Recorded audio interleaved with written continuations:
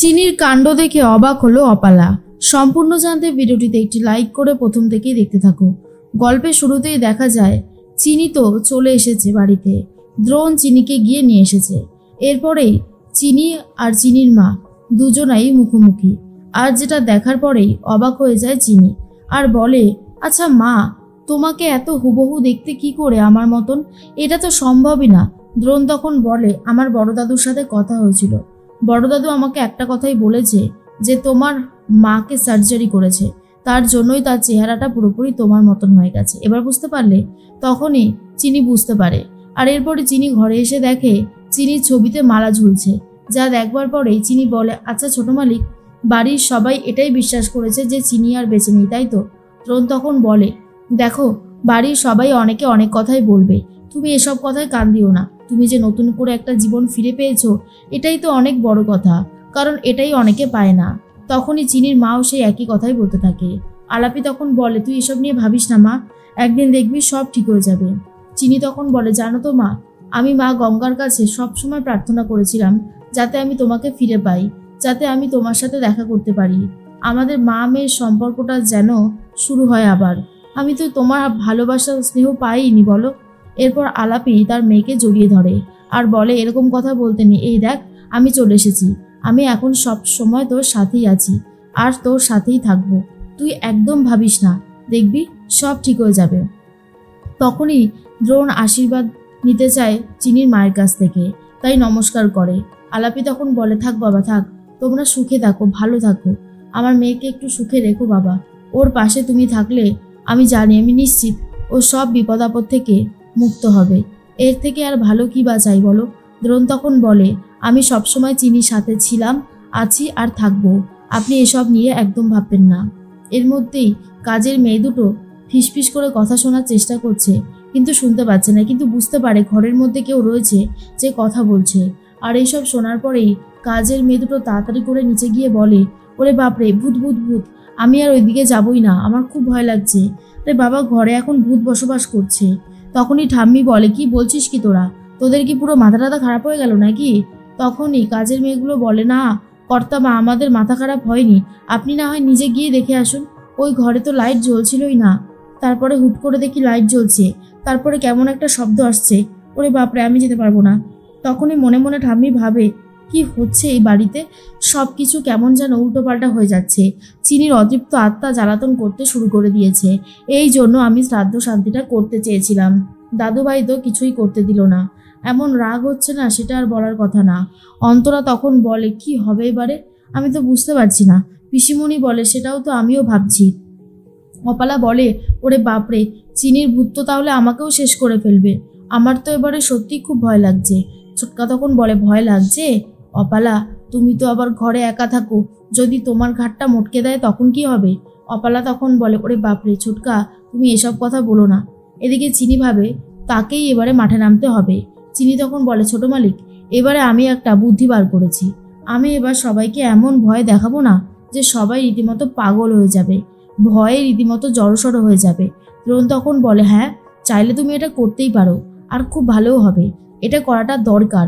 চিনি তখন বলে, করতে তো আমাকে হবে, আমি আর সহ্য করতে পারছি না, ঠাম্মি এত অন্যায় করেছে, এর শাস্তি ঠাম্মিকে দিতে হবে, ঠাম্মির অন্যায়ের প্রতিবাদ করবই আমি।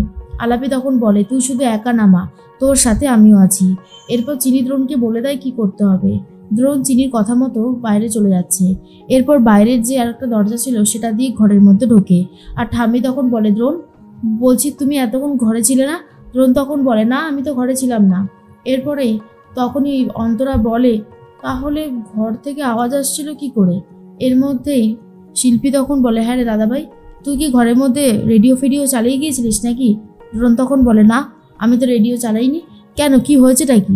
ঠাম্মি তখন বলে, তোমার ঘর থেকে নাকি কিসবের আওয়াজ আসছে, ওই কাজের মেয়ে দুটো বলছিল। দ্রোণ তখন বলে, তাই, চলো তো এসো দেখবো। ঠাম্মি তখন তো যেতেই চায় না, আর অপালাও যেতে চায় না, আর বলে, না না না না, আমি যাব না, অসম্ভব একটা ব্যাপার, আমার খুব ভয় লাগছে। অন্তরা তখন বলে, আচ্ছা দ্রোণ, এরা কি শুরু করেছে বলতো, আমার সত্যি ভালো লাগছে না। তখন দ্রোণ বলে, মা এদের কথা ছাড়ো, আমি বিশ্বাস করি না চিনি মরে গেছে, চিনি বেঁচে আছে, চিনিকে বেঁচে থাকতেই হবে। ঠাম্মি তখন মনে মনে ভাবে, দাদু ভাইয়ের যেমন কথা, চিনি যে কি করে বেঁচে থাকবে কে জানে, আমি তো বুঝতে পারছি না। তবে আমি খুব ভালো মতন এটা বুঝতে পারছি যে চিনি এসেছে আমাদেরকে জ্বালাতন করতে। এর মধ্যে অপালা তখন বলে, দ্রোণ, বলছিলাম আমার না খুব ভয় লাগছে জানো তো। তখন দ্রোণ বলে, অপালা ভয় পাচ্ছ কেন? ভয় পাওয়ার তো কোনো কারণ নেই। অপালা বলে, না মানে চিনি তো আমার সাথে খুব একটা ভালো সম্পর্ক রাখতো না, এবার যদি ভূত এসে আমার ঘাটটা মটকে দেয় তখন কি হবে সেটা নিয়েই খুব ভয় করছে। তখন পিসিমণি বলে, মনে ছিল না আগে এই অপকর্মগুলো করার সময়, এখন মনে পড়েছে? আর ঠিক তখনই চিনি মনে মনে ভাবে, আগে অপালা ম্যাডামকে ধরবো নাকি আগে ঠাম্মিকে? উফ, দুজনকে যদি একসাথে একটু জব্দ করতে পারতাম কি যে ভালো হতো সেটা আমি খুব ভালো মতন বুঝতে পারছি। এর মধ্যেই দ্রোণ তখন বলে, একটা কথা মনে রাখবে, চিনি বেঁচে ছিল, আছে আর থাকবে। চিনি শুধু আমার, অন্য কারোর কখনো হতে পারে না, এই কথাটা মনে রেখো। এরপর ঠাম্মিকে ডাকাডাকি করতে থাকে দ্রোণ নিজের ঘরে, আর বলে, ঠাম্মি কোথায়? কোনো আওয়াজ তো পাচ্ছিলাম না, কই এসো একবার ঘরে এসে দেখে যাও। ঠাম্মি তখন বলে, দ্রোণের ঘরে যেতে আমার একদমই ভালো লাগছে না, কারণ ওই ঘরেই তো চিনি থাকতো। উফ, হাত পা কেমন যেন কাঁপছে। তখন ছুটকা অপালাকে বলে, অপালা বলছি তুমিও যাবে নাকি, চলো দেখে আসি। এরপর অপালা ঠাম্মি সবাই মিলে চলে যায় ঘরে, বিশেষ করে ঠাম্মি আর অপালা। ঠাম্মি তখন বলে, কি বলছো দাদু ভাই? দ্রোণ তখন বলে, ঠাম্মি ভালো করে দেখা তো আশেপাশে কিছু আছে নাকি, তুমি তো বলছিলে নাকি এই ঘর থেকে কে শব্দ করছে, আওয়াজ করছে, কই? এরপর ঠাম্মি হঠাৎ করে লক্ষ্য করে দেখে যে চিনির ছবিটা একদম সামনে, আর চিনির ছবিতে যেই মুখটা রয়েছে সেটা চোখের পলক পড়ছে। এটা দেখার পর ঠাম্মি তো আরোই ভয় পেয়ে গেছে, আর বলে, এটা কি করে হতে পারে? ওরে বাপরে, মরা মানুষের ছবি থেকে কি করে চোখের পলক পড়তে পারে? হে ভগবান, কি যে হচ্ছে আমি তো বুঝতে পারছি না। এরপর ঠাম্মি তাড়াতাড়ি করে ওই ঘর থেকে চলে যায়, যাতে এই সমস্ত জিনিসগুলো আর দেখতে না হয়। সুনয়নী বলে, কি হয়েছে মা, তুমি এরকম ছটপট করছো কেন? ঠাম্মি তখন বলে, আর বলিস না, আমি তো দেখলাম মরা মানুষের ছবি, মানে চিনির ছবি দিয়ে ছবির চোখের পলক পড়ছে।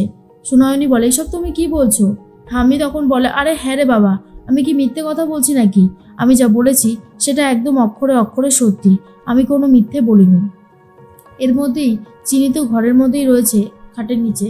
অপালা তখন বলে, দ্রোণ, আজ আমি আর কোথাও যাব না, আজ আমি তোমার সাথে রাতটা কাটাবো, আমার খুব ভয় লাগছে।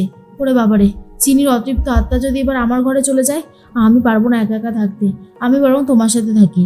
এরপর চিনি তো আরোই রেগে যায়। চিনি অপালার পায়ে মুখ দিয়ে হাওয়া দিতে শুরু করে, আর এরকম হাওয়া পেয়ে আরোই ভয় পেয়ে গেছে অপালা, আর বলতে থাকে, বাপরে বাপ, এভাবে হাওয়া দিচ্ছে কে? তখনই অপালা ঘর থেকে বেরোতে চায় না, দ্রোণ তখন ঘর থেকে বার করে দেয়। চিনি বলে, ওই অপালা ম্যাডামকে আমার একদমই সহ্য হয় না, কেমন ভাবে কাছে আসছিল দেখেছেন, যত সব বিরক্তিকর কাণ্ড। এরপরে অপালাকে সরিয়ে দিয়ে চিনিকে জোর করে কাছে টেনে ধরে দ্রোণ, আর দ্রোণ তখন চিনিকে অনেক বেশি আদর করে দেয়।